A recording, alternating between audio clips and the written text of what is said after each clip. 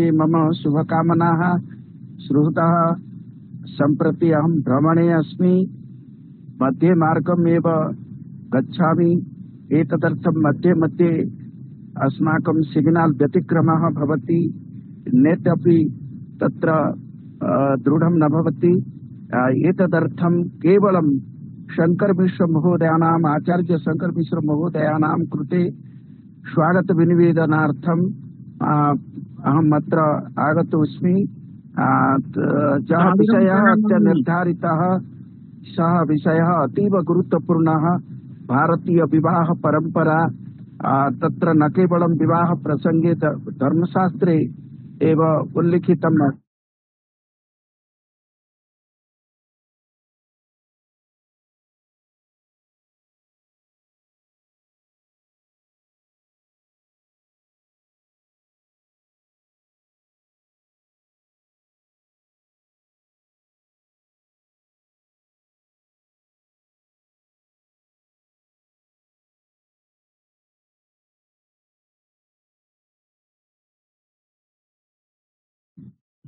भारतीय ज्ञान विज्ञान परंपरायां केवलम् उल्लिखितम् अस्ति, तत् न। तत्रापि अस्माकं म्यारेज एक्ट इति द्वारा तद् विषये अपि लॉ अपि सञ्जातम्। अतः उभयोः एकं तुलनात्मकम् अध्ययनम् अस्माभिः कर्तव्यम्। साम्प्रतिक समाजे गान्धर्व विवाह कार्यक्रमः अस्तु। अस्तु, तर्हि भवन्तः यथा श्रुतवन्तः अस्माकम् आचार्याणां कथनस्य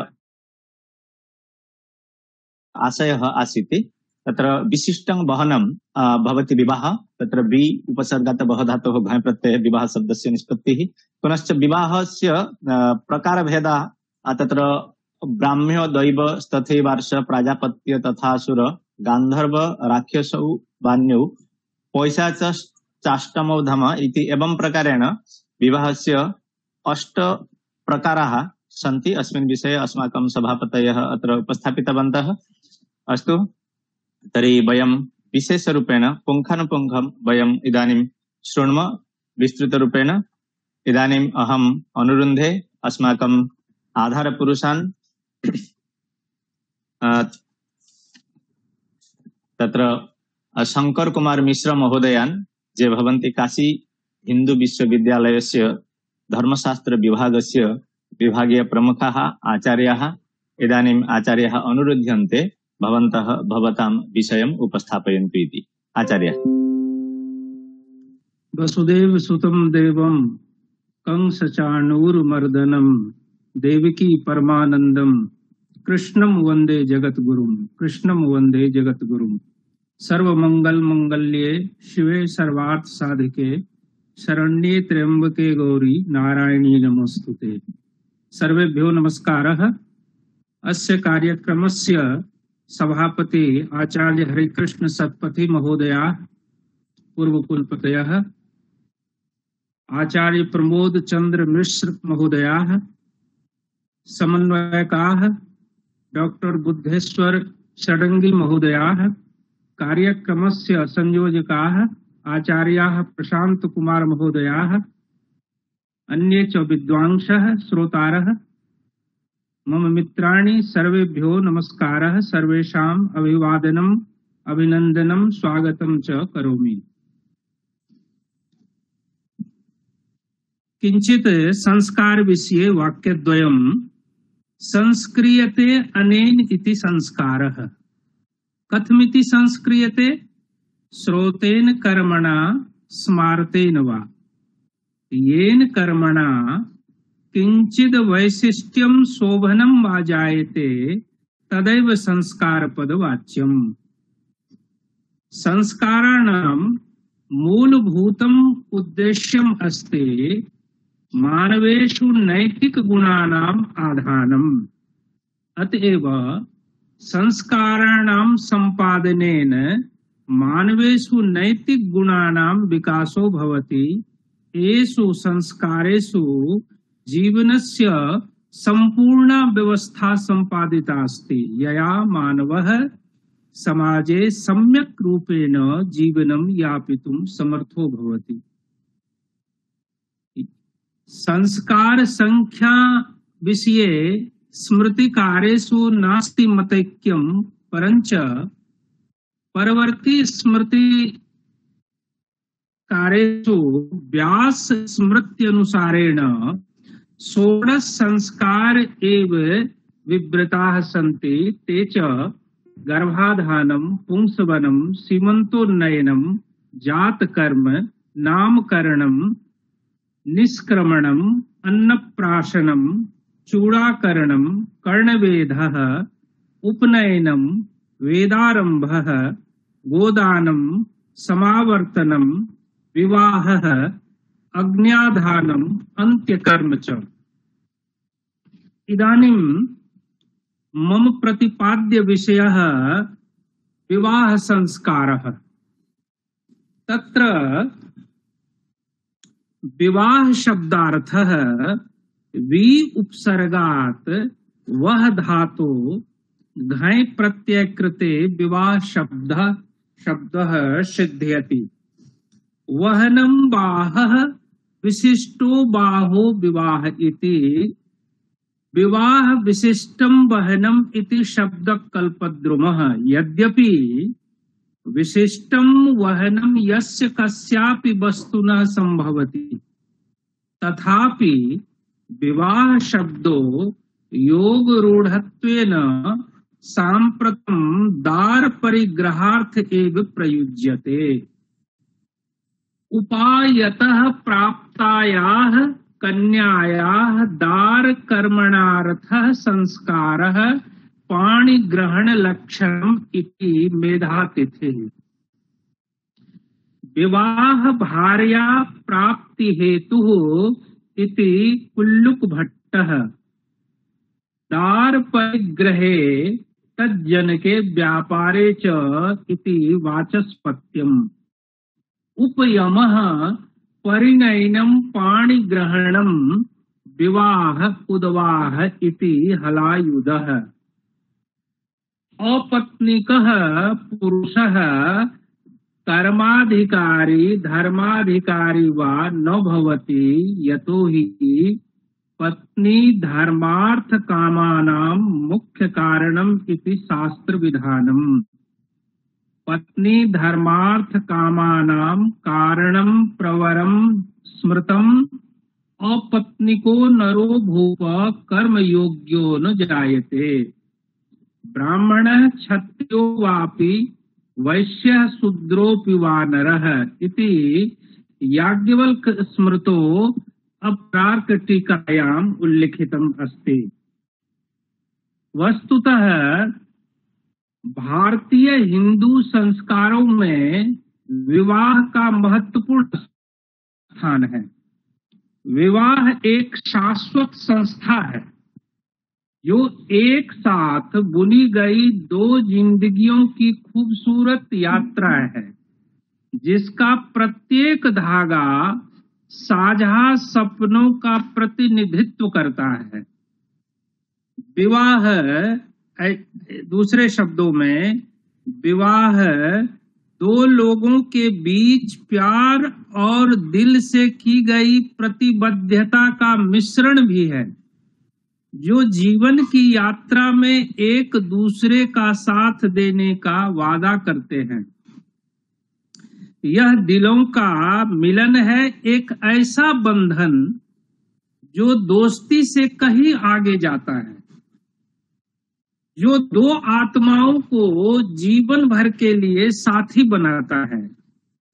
विवाह एकः पवित्रो यज्ञः यो जनः विवाहेन पत्नीम् उपलभ्य गृहस्थाश्रमं न स्वीकरोति सो अयज्ञीय पदेन निंद्यते। जैसा कि तैत्रीय ब्राह्मण में भी कहा गया है, अयज्ञीयो वा एष यो अपत्निकः। एकाकी पुरुषो असंपूर्णो भवति, पत्नी सहितस्यैव तस्य संपूर्णता जायते। अथो अर्धो व एष आत्मनः यत पत्नी यावन्न विन्दयते जायम तावत अर्धो भवेत पुमान। ये भी तैत्तिरीय ब्राह्मण में कहा गया है। इस प्रकार यदि हम इसको देखें तो विवाह में जो है कुछ बातें, जैसे विवाह एक मौलिक और सार्वभौमिक सामाजिक संस्था है जो प्रत्येक देश, काल, समाज और संस्कृति में पाई जाती है। विवाह दो विषम लिंगियों का संबंध भी है। विवाह के लिए दो विषम लिंगियों अर्थात पुरुष और स्त्री का होना आवश्यक है। इतना अवश्य है कि कहीं एक पुरुष का एक या अधिक स्त्रियों के साथ और कहीं एक स्त्री का एक पुरुष या अधिक पुरुषों के साथ वैवाहिक संबंध स्थापित होता है, परंतु सामान्यतः आजकल एक विवाह की प्रथा का प्रचलन ही है और होना भी चाहिए। विवाह को मान्यता उसी समय प्राप्त होती है जब उसे समाज की स्वीकृति मिल जाती है। विवाह संस्था के आधार पर लैंगिक या यौन संबंधों को मान्यता प्राप्त होती है, नहीं तो वह अपराध की श्रेणी में आता है। विवाह संस्था व्यक्ति की सामाजिक स्थिति के निर्धारण में योग देती है। विवाह से संबंधित पद्धतियां विभिन्न समाजों में भिन्न भिन्न होती हैं। प्रत्येक समाज की विवाह पद्धति उस समाज की प्रथाओं, मान्यताओं, इच्छाओं, संतानोत्पत्ति, बालकों का पालन पोषण तथा उनके समाजीकरण, व्यक्तित्व के विकास की दृष्टि से विवाह संबंध का स्थायी होना आवश्यक है। बिना स्थायी संबंध ही स्थापना के पारिवारिक जीवन की दृढ़ता क्या होगा तो खतरे में पड़ जाती है। अब यहाँ देखेंगे जो विवाह के प्रकार कितने हैं। विवाह तो ये है जो विवाह जीवन में, जैसे हमारे यहाँ 4 आश्रम हैं, 4 वर्ण हैं, तो सबको पता है जो गृहस्थ आश्रम जो है वह बाकी तीनों आश्रमों का आधार है, नींव है, स्तंभ है। वहीं से बाकी सारे आश्रम जो है पालित, पोषित और संचरित होते हैं। इसीलिए जो है गृहस्थाश्रम का अलग से दिया गया है, गृहस्थाश्रमस्य श्रेष्ठत्वम। ये चारों आश्रमों में गृहस्थ आश्रम जो है वह सबसे महत्वपूर्ण और सबसे जो है प्रमुख आश्रम है। और यह आश्रम प्रारंभ कहाँ से होगा? जब व्यक्ति विवाहित होगा, गृहस्थ आश्रम में प्रवेश करेगा, तभी यह आश्रम प्रारंभ होता है। अब आप देखेंगे जो विवाह होते हैं कितने प्रकार के। ब्राह्म, दैव, आर्ष, प्राजापत्य, आसुर, गांधर्व, राक्षस, पैशाच, ये मनु ने 8 प्रकार के विवाह का प्रतिपादन किया है। ब्राह्मो दैवस तथैवार्षः, प्राजापत्यस तथासुरः, गांधर्वो राक्षसश्चैव, पैशाचश्चाष्टमो धमः। यहाँ सबसे पहले हम लोग चर्चा करेंगे। वैसे मैं कोई ऐसी नई बात नहीं बताने जा रहा हूँ जिससे आप लोग परिचित नहीं है, सिर्फ हम जो है स्मरण दिला रहे हैं। मनु ने कहा ससम्मानम वरम आहूय तम यथाशक्ति वस्त्रादिना अलंकृत्य कन्यायाः प्रदानम ब्राह्मो विवाह।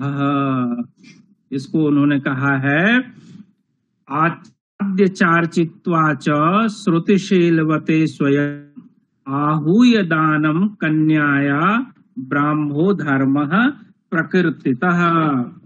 उन्होंने कहा है वेद पढ़े हुए सदाचारी वर्ग का स्वयं बुलाकर उसको वस्त्र आभूषण से आच्छादित कर मधुपर्क से पूजित कर भी कन्या का जब दान किया जाता है वह जो है ब्रह्म विवाह होता है।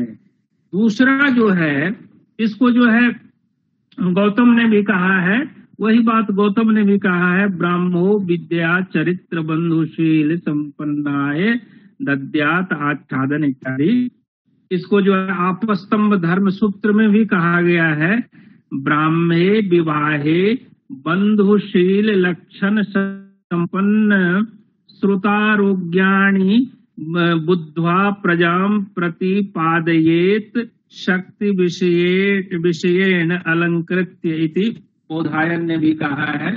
प्रायः धर्म सूत्रों में और स्मृति ग्रंथों में इसका वर्णन मिलता है। यह हो गया ब्राह्मण विवाह। उसके बाद आता है दैव विवाह। यज्ञानुष्ठाने संप्रवृत्ते सम्यक कर्म कुरुते ऋत्विजे अलंकृतायाः कन्यायाः दानम दैवो विवाह। इसको मनु ने कहा है, यज्ञे तु वितते सम्यक ऋत्विजे कर्म कुर्वते अलंकृत्य सुतादानम दैवम धर्मम प्रचक्षते। यानी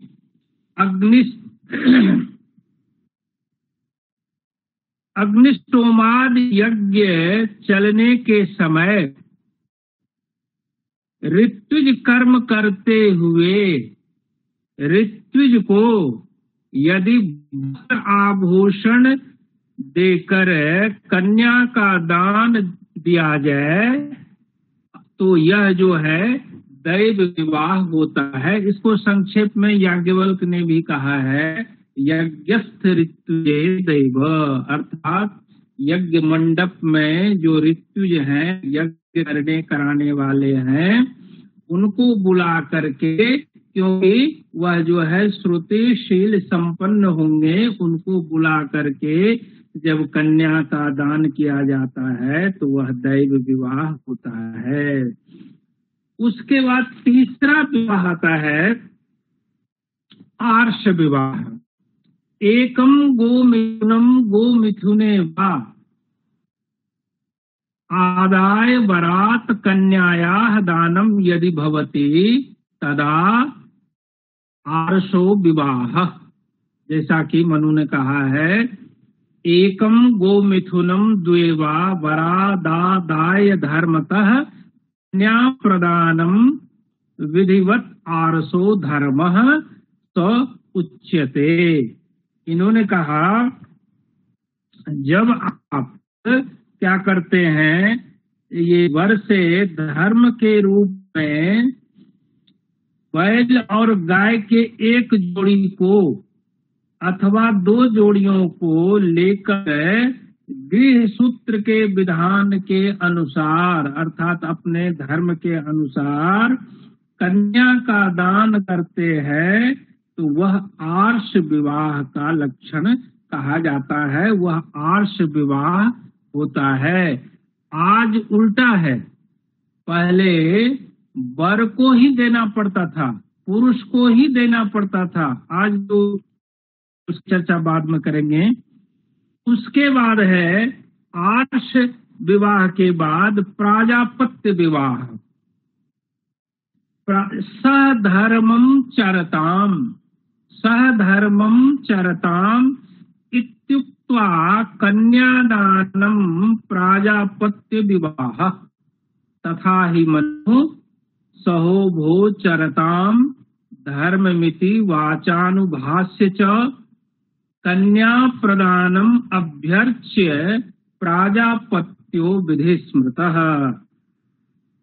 अर्थात हम दोनों साथ साथ धर्म का पालन करेंगे, ऐसी वाणी से भी कहकर दोनों को सत्कृत करके वर को कन्या का दान करना प्राजापत्य विवाह का विधि समझा गया है। इसको प्राजापत्य विवाह कहा गया है। अर्थात विवाह के समय यह संकल्प लेना होता है जो हम दोनों आजीवन जो है सुख दुख में जो है एक दूसरे के सहयोगी, धर्म का अर्थ कर्म, कर्म का भागी बनेंगे और एक दूसरे का सहयोग करके जो है जीवन जिएंगे। ऐसी भावना और ऐसी अवधारणा के साथ जो विवाह होता है उसको क्या कहते हैं? प्राजापत्य विवाह कहते हैं। इसको गौतम ने भी कहा है, संयोग मंत्र प्राजापत्ये सह धर्म चरयताम इति। इसको बौधायन ने भी कहा है, आठाद्यालंकृत्य एषा सधर्मम चर्यताम इति प्राजापत्यः। अब जो है पांचवा विवाह जो है वह है आसुर विवाह। यहाँ इस प्रसंग में एक चीज और चर्चा करते चले, जो अष्टविध विवाह में प्रारंभ के जो 4 विवाह हैं उनको प्रशस्त विवाह माना गया है और बाद के जो 4 विवाह हैं जिसकी चर्चा अभी हम करने वाले हैं उनको अप्रशस्त विवाह माना गया है। उस अप्रशस्त विवाह में से सबसे पहले है आसुर विवाह। यत् उभय पक्षाभ्याम केनप्यकेन वा द्रव्यदानम कृतम ततश्च स्वेच्छया यो विवाह स आसुर, जिसको मनु ने अपनी भाषा में कहा है, ज्ञातिभ्यो द्रविणम दत्त्वा कन्याये चैव शक्तितः कन्या प्रदानम स्वाच्छन्द्यात् आसुरो धर्म उच्यते।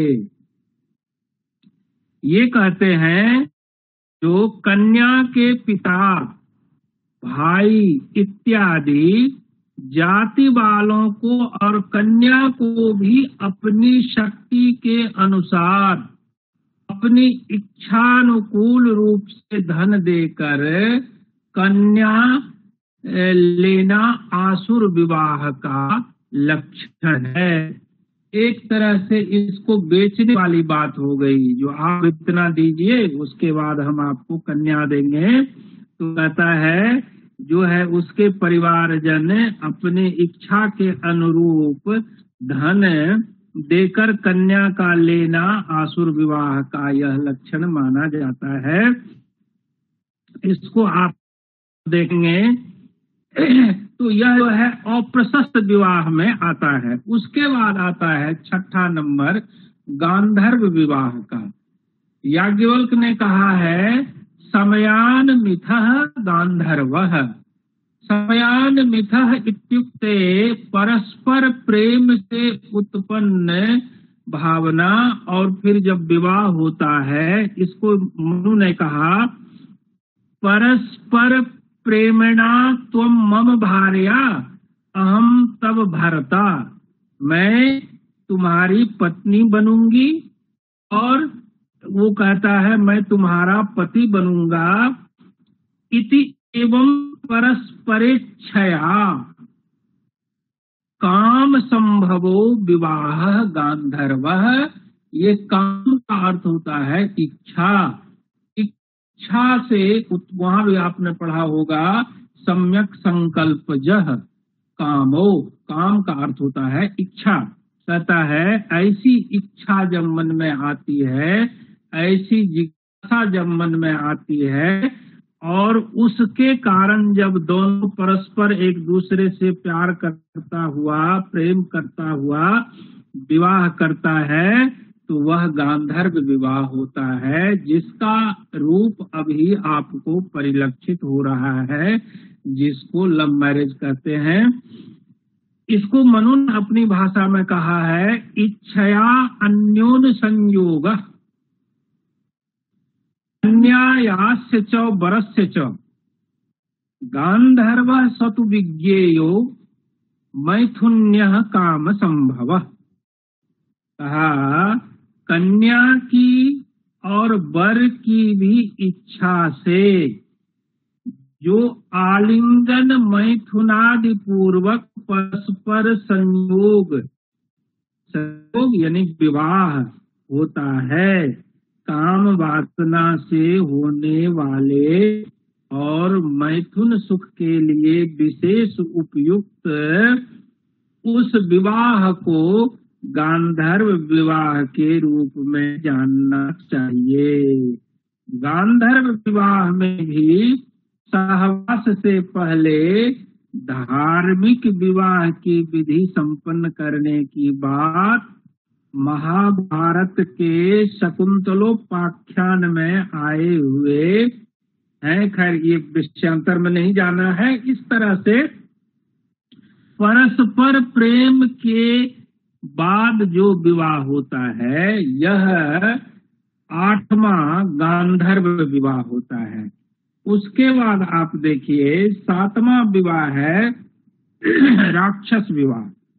कहता है यथा कथंचित अनिच्छन्त्या रुदन्त्या प्रसह्य हरणम राक्षसो विवाह। ये पुनः अत्र प्रतिबंधकाः भवन्ति तेषां वधाद्यपि क्रियते एव इति स्पष्टम उक्तम मनुना। क्या हत्वा छित्त्वा च भित्त्वा च क्रोशन्तिम रुदतिम गृहात् प्रसह्य कन्या हरणम राक्षसो विधिच्यते। ये कहा जो जब कन्या के पक्ष के लोगों को मार कर अथवा उनका अंग छेद आदि करके उनको अंग भंग करके और घर के दीवाल को अथवा द्वार आदि को तोड़कर चिल्लाती हुई और रोती हुई कन्या को जबरन बलात् अपहरण करके लाया जाता है तो उसको राक्षस विवाह कहता है। कहने का तात्पर्य है छीन उसमें कन्या की इच्छा नहीं रहती है, उनको जबरदस्ती जो है उठा के लाया जाता है और विवाह किया जाता है, उसको जो है राक्षस विवाह कहते हैं। इसको जो है गौतम ने भी कहा है प्रसह्य आदानात राक्षस, जबरदस्ती पकड़ करके ले आना वह राक्षस है। इसको आपस्तंभ धर्म सूत्र में भी कहा गया है दुहित्री मतः प्रोथित्वा अवहरेत स राक्षस, सब वही बात कहे हैं। अंतिम विवाह जो है वह है पैशाच विवाह। पैशाच विवाह जो है निद्राभिभूता मद विह्वलाम शील संरक्षणेन रहिताम विजन देशे यत्र विवाहो मैथुन धर्मेण प्रवर्तते स पाप हेतु विवाहानाम मध्य अधमः पैशाचः। इसको मनु ने कहा है सुप्ताम मत्ताम प्रमत्ताम वा रहो यत्रोपगच्छति स्वपापिष्ठो विवाहानाम पैशाचाष्टमोधम।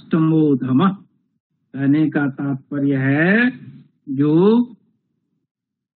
जिस विवाह में सोई हुई अथवा मद आदि के मद में चूर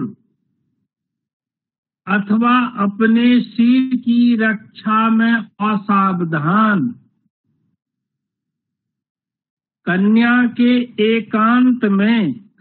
को एकांत में धोखा देकर, ठग कर, फुसला कर, गमन करके विवाह किया जाता है, वह विवाह प्रकारों में सबसे अधिक पाप से युक्त अत्यंत निकृष्ट विवाह पैशाच विवाह कहा जाता है। कहने का तात्पर्य है, इस अवस्था में या तो कन्या मानसिक रोग से ग्रसित होती है, या नशा में जो है ये उनकी चेतना नहीं रहती है, अवचेतन की स्थिति में रहती है। ऐसी कन्या से जब विवाह होता है या किया जाता है तो उनको जो है पैशाच विवाह कहता है, क्योंकि उसमें जो है सामान्य स्थिति कन्या की नहीं रहती है। इस प्रकार आप देखिए, यह 8 प्रकार का विवाह हमारे धर्मशास्त्र में बताए गए हैं, जिनमें से मैंने आपको बताया जो यह 8 प्रकार का जो विवाह है, उसमें प्रथम जो 4 प्रकार के विवाह हैं वह जो है प्रशस्त है, और बाद के जो 4 प्रकार हैं वह अप्रशस्त है। यह विवाह सभी प्रकार के ये विवाह में श्रेष्ठ माना जाता है। कौन विवाह? ब्राह्म विवाह। मनु ने ब्राह्म विवाह को जो है सबसे उत्तम माना है। उसके बाद फिर से मैं एक बार पुनरावृत्ति कर देता हूँ। उसके बाद दैव विवाह, तीसरा आर्ष विवाह, चौथा प्राजापत्य विवाह, पांचवा आसुर विवाह, छठा हो गया गांधर्व विवाह, सातवां हो गया राक्षस विवाह, और 8वां हो गया पैशाच विवाह। इसको आप देखिए, आज की जो स्थिति है, कन्यायाः विवाहे कन्या पक्षात यत द्रव्यम वस्तु जातम वा दीयते तत् यौतुकम इति उच्यते। प्राचीन काले कन्यायाः विवाहे उपहार दानस्य प्रथा आसीत्, परम अद्य तु वरस्य योग्यतानुसारं मूल्यम अनिवार्यतः अपेक्षते। इदं मूल्यम अनेक सहस्र लक्षात्मकं च भवति। एतस्मिन् यदि कदाचित् न्यूनता भवति तर्हि किं भवति? तर्हि पतिगृहे वधू बहुशः प्रताड्यते, कैश्चित् च अर्थपिशाचैः प्राणैः अपि विमोच्यते। एतेन यौतुक कारणेन कीदृशी दयनीय स्थितिः कन्यायां संजाता यत् सुशिक्षितां सुशीलां अपि कन्यां अर्थाभावे मूर्खाय अयोग्याय वराय दातुं माता पितरो विवशो भवतः। विवश होते हैं माता पिता। बहुशः पर्याप्तम यौतुकम दत्वापि माता पितरो पति गृहे स्वपुत्र्याः विषये सर्वथा किं भवति? आश्वस्तो न भवतः। यतो हि बद्ध्वा यातनायाः मृतोः च भूरिशः समाचाराः समाचारपत्रेषु प्रतिदिनम् आयन्ति। यह जो है बड़ा खेद का विषय है, चिंता का विषय है, क्योंकि हम लोग धर्म को भूल गए, कर्म को भूल गए, और मुझे कहने में यह संकोच नहीं हो रहा है, हम लोग शर्म को भी भूल गए, और लोग कांप रहा है, हाँप रहा है, भागता जा रहा है, पैसा पैसा पैसा। यद्यपि यह अर्थ युग है, पैसा की आवश्यकता सबको है, लेकिन पैसा ही सब कुछ नहीं है। लेकिन आज लोग कम समय में अधिक धनोपार्जन के कारण जो है नैतिक मूल्य से विमुख हो रहे हैं, अपने कर्तव्य पथ से च्युत हो रहे हैं।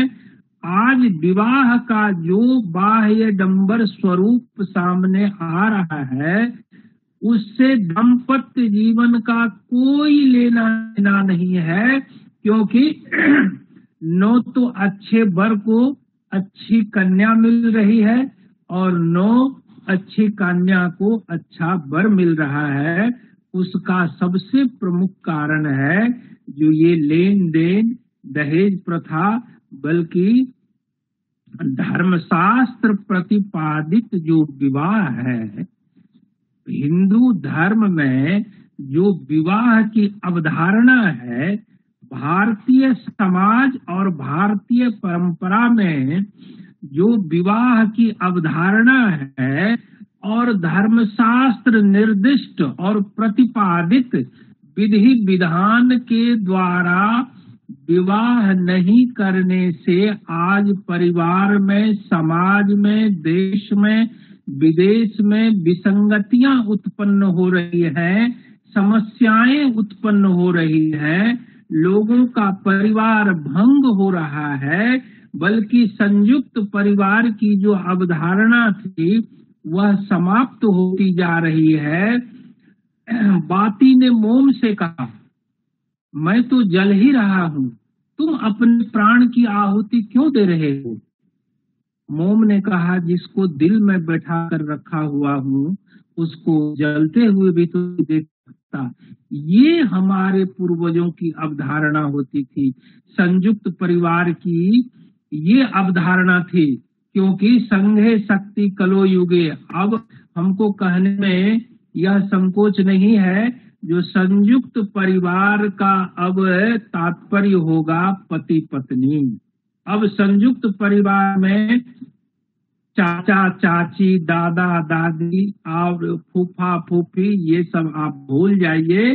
अब संयुक्त परिभाषा को यदि परिभाषित करना है तो उसका अर्थ होगा पति पत्नी। कहने का तात्पर्य है विवाह जो है आध्यात्मिक दृष्टि से भी, वैज्ञानिक दृष्टि से भी और व्यावहारिक दृष्टि से भी यह जो है जीवन का पहला सोपान है, जहाँ से एक नई जिंदगी प्रारंभ होती है, जहाँ से हम अपने जीवन दर्शन को प्रारंभ करते हैं।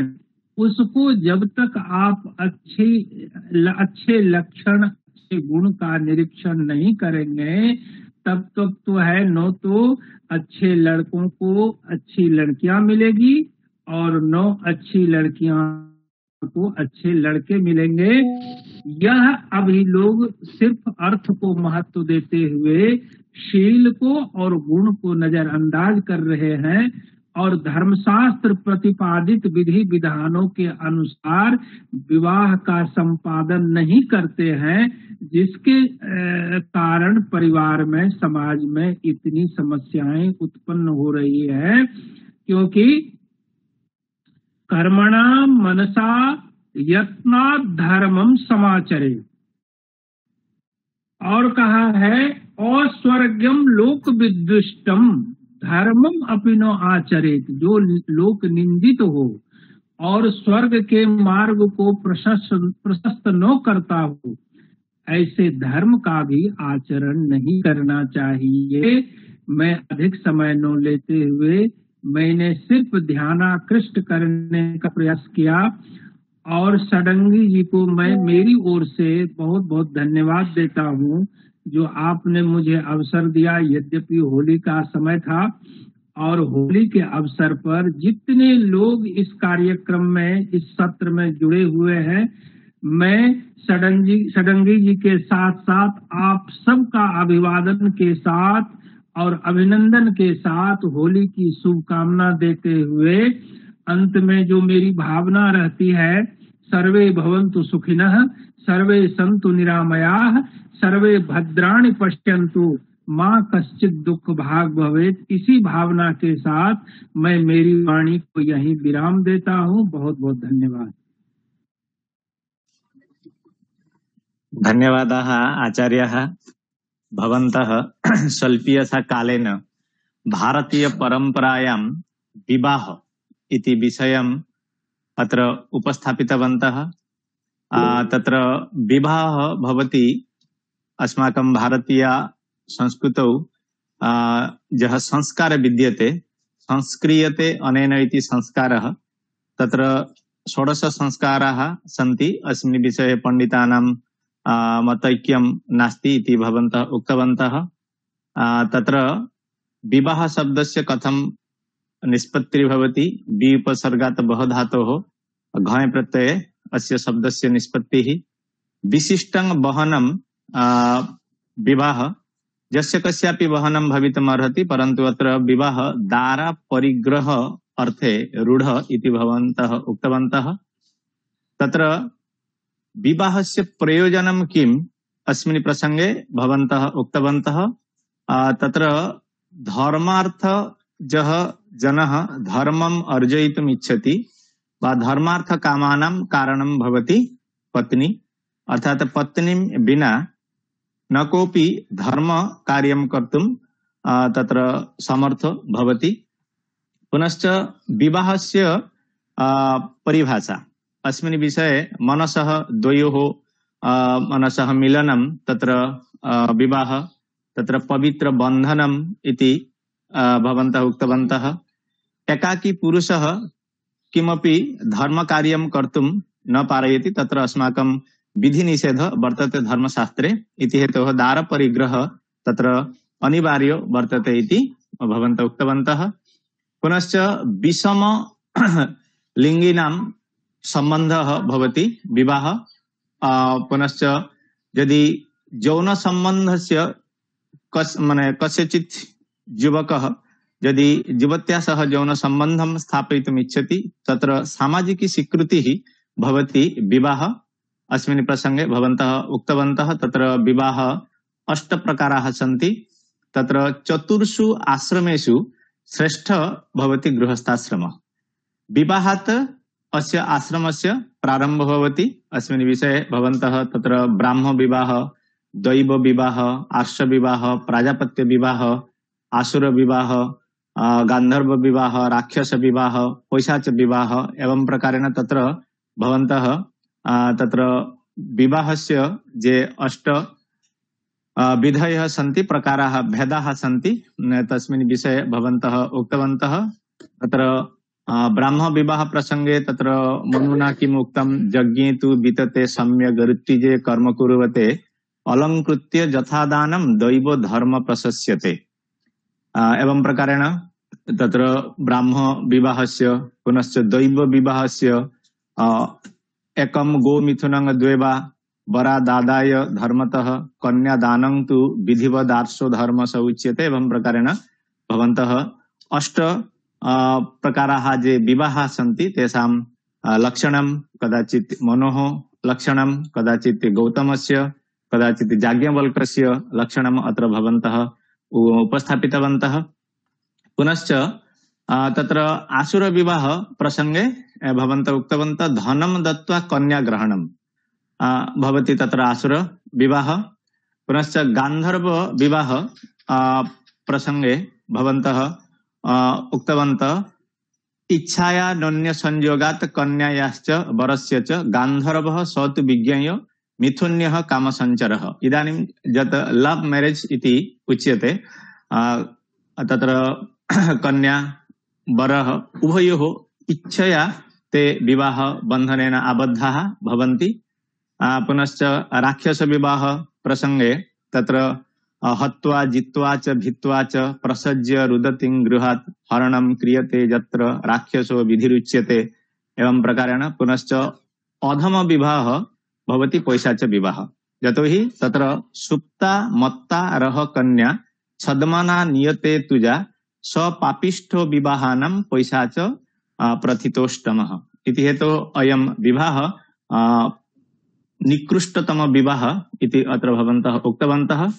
प्रथम 4 प्रकार विवाह भवन्ति प्रशस्त विवाह, ब्राह्म सर्वश्रेष्ठ विवाह भवन्तः इति अत्र उक्तवन्तः। पुनश्च तत्र उपहार प्रदान प्रथा, इदानीं यौतुक वा डाउरी सिस्टम यद् उच्यते प्राचीन काले आसीत्, परन्तु तत्र कश्चन बाध्यबाधक भावः वा नियमः तत्र नासीत्। परन्तु इदानीं किम् अभवत् भवन्तः सर्वे जानन्ति। यौतुक प्रथा माध्यमेन कथं तत्र युवतीनां प्राणनाशो भवति, अयोग्ये वरे तेषां दानम् अम्बातासां दानं भवति। अस्मिन् प्रसंगे भवन्तः अत्र सम्यक् आलोचितवन्तः। पुनश्च अस्माकं तत्र हिन्दू मैरेज एक्ट इति यः विधिः वर्तते तत्र पुनः कदाचित् वयम् अत्र आलोचयामः। यदि कोऽपि हिन्दू विधि अनुसारं विवाहं करोति तर्हि तत्र यदि विवाह विच्छेद भवति वा तत्र कः नियमः वर्तते अस्मिन् प्रसंगे पुनः कदाचित् वयम् आलोचयामः।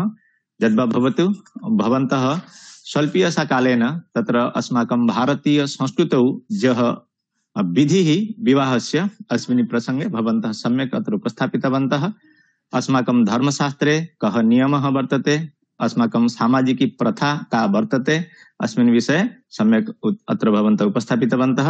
मन्ये अत्र ये सर्वे उपस्थिताः सन्ति विद्वांसः तत्र गवेषकाः, तेषां महान् उपकारः भविष्यति इत्यत्र नास्ति सन्देहस्य लेशः। इति हेतोः व्यासश्री परिवार पक्षतः भवतां कृते पुनः एकवारं साधुवादं कृतज्ञतां च विनिवेदयामि। अद्य अस्माभिः सह भवन्तः जानन्ति तत्र बहवः विद्वांसः संयोजिताः सन्ति। यथा अत्र अहं पश्यामि रायगंज विश्वविद्यालयतः अतनु महोदयः, विवेकानंद सेठी, तत्र चंदन महांती, गंगाधर मेहर विश्वविद्यालयतः डॉक्टर सुनेली देई महोदयः, हरिदा मोल्ला, तत्र झारखंडतः गतिकृष्ण पाणिग्राही महोदयः, हरिश्चंद्र त्रिपादा, तत्र कुलदीप कुमार महोदयः, केरलतः नारायण नंबूदरी महोदयः, पुनश्च असमतः रुणिमा शर्मा महोदयः, चक्रधर बेहरा महोदयः ये भवन्ति पण्डिचेरी सेंट्रल विश्वविद्यालयतः, केंद्रीय विश्वविद्यालयतः ते अत्र समुपस्थिताः आसन्। पुनश्च सुनंदा दे, शीश मोहम्मद, सुशीला देवी, अपि च अस्य कार्यक्रमस्य ये भवन्ति निर्देशकाः उमाकान्त पण्डा महोदयाः अत्र संयोजिताः सन्ति। अत्र उपस्थितेभ्यः सर्वेभ्यः अहं व्यासश्री परिवार पक्षतः साधुवादं कृतज्ञतां धन्यवादं च विज्ञापयामि। आगामिनि भानुवासरे अस्माकं कः कार्यक्रमः भविष्यति अस्मिन् विषये यदि काचित् सूचना वर्तते तर्हि इदानीम् अहम् अनुरुन्धे अस्माकं समन्वयक महोदयान् ते कृपया अत्र उपस्थापयन्तु इति। आचार्यः। धन्यवादाः प्रशांत कुमार मला महोदय। वस्तुतः शंकर मिश्र महोदय सम्यक्तया एव मितं च सारं च वचो विभागमिता इति न्यायेन अष्टविवाहानां लक्षणानि, पुनश्च तत्र के प्रसक्ताः विवाहाः, कुत्र कः दोषः, कस्य ग्रहणं कस्य न ग्रहणं तस्मिन् विषये सम्यक्तया एव उपस्थापितवन्तः। व्यासश्री परिवार पक्षतः धन्यवादं व्याहरामः। आचार्याणाम् उपस्थिति अस्माकं कृते गरिमामयी जाता। आगामिनि भानुवासरे पुनश्च पश्यामः भारतीय ज्ञान परंपरा मुरलीकृत ज्योतिषशास्त्रस्य कमपि विषयम् एव पर्यालोचयामः। अस्तु, इदानीं शान्तिपाठस्य कालः समागतः। अस्माकं उमाकान्तपण्डा महोदयाः एव सन्ति। इतः पूर्वमेव वदामि, वस्तुतः अद्य विवाह परंपरा किमर्थमिति चेत् अस्माकं दृष्टान्तः तकनीकी सहायकाः विश्वनाथ महंत महोदयः, तस्यैव विवाहः जातः, प्रायः झटिति जातः मन्ये। अतः कस्मिन् विवाहे प्रतिष्ठति स एव स्वयं तस्य विवाहस्य निर्णयं करोतु। एतदर्थं वाराणस्याः पण्डिताः अस्माभिः आहूताः। सर्वाणि लक्षणानि तेषां मुखारविन्दात् श्रुत्वा इदानीं तु प्राक्टिकल् एव कर्तुम् अहं तु इच्छामि। प्राक्टिकल् कथं स्यात्, सः विवाहः अस्माकं विश्वनाथ महंत महोदयेन कृतः, स एव स्वयं स्वीकृत्य पेपर् अपि प्रस्तुतं करिष्यति। अपरं च पश्यन्तु, व्यासश्री परिवारस्य इयं ज्ञानधारा तत्र एकः महान् लाभः अस्ति। भवन्तः पश्यन्तु, अद्य तु हैदराबाद मध्ये एयरपोर्ट मध्ये जनाः तु श्रुतवन्तः यत् जनाः संस्कृतेन वार्तालापं कुर्वन्ति। प्रायशः विद्यालये किं केवलमेव सभागृहे वा श्रेणीगृहे एव संस्कृतस्य पर्यालोचनं भवति, किन्तु व्यासश्री ज्ञानदीपद्वारा प्रायशः जनाः यदा मार्गे गच्छन्ति, अहमपि कदाचित् मार्गे गच्छामि तदापि संस्कृतेन वदामि। तेन किं भवति न, जनाः अपि इदानीं तु स्वीकुर्वन्ति। नहि केचित् जनाः सन्ति ये तु संस्कृतेन वार्तालापं करोति। अयमपि महान् लाभः भवति संस्कृतमातुः कृते। संस्कृतस्य प्रचाराय प्रसाराय अयमपि एकः मार्गः। अस्तु तर्हि पण्डा महोदय सम्प्रार्थ्यन्ते भवन्तः इदानीं शान्तिमन्त्रम् उपस्थापयन्तु। विश्वनाथस्य विवाह मङ्गलं भवतु। ओम पूर्णमदः पूर्णमिदं पूर्णात् पूर्णमुदच्यते पूर्णस्य पूर्णमादाय पूर्णमेवावशिष्यते। ओम देहो शांति अंतरिक्षं शांति पृथिवी शांति रापः शांति ओषधय शांति वनस्पतय शांति विश्वे देवा शांति ब्रह्म शांति सर्वं शांति शांतिरेव शांति सामा शांतिरेधि। ओम शांति शांति शांति। ओम सर्वेभ्यो नमो नमः। सर्वे अनम्यूट कुर्वन्तु। विश्वकल्याणार्थमेव इदानीं प्रार्थनां करिष्यामः। सर्वे भवन्तु सुखिनः। सर्वे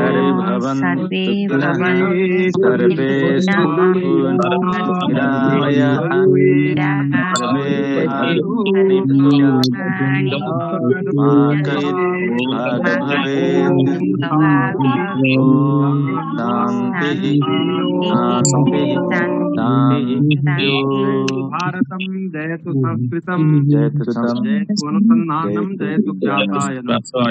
सर्वेभ्यो नमो नमः। सर्वेभ्यः नमो नमः। नमो नमः।